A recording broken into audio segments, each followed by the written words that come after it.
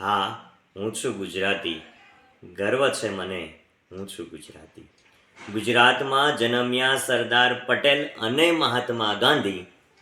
ડરે છે અહીંયા આવતા આતંકવાદી અને આંધી.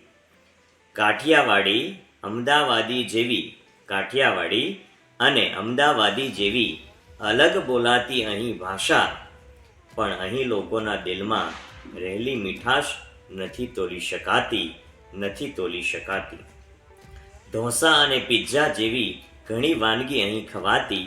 ઢોસા અને પિઝા જેવી ઘણી વાનગી અહીં ખવાતી, પણ ઢોકળા અને ગાંઠિયા લોકોની ભાવતી વાનગી ગણાતી. અહીં લોકોનો ગમતો તહેવાર છે નવરાત્રિ. છતાં પણ નથી ભૂલતા ઉજવવાની 31st ની ઉજાણી. હું ખુદને ગણું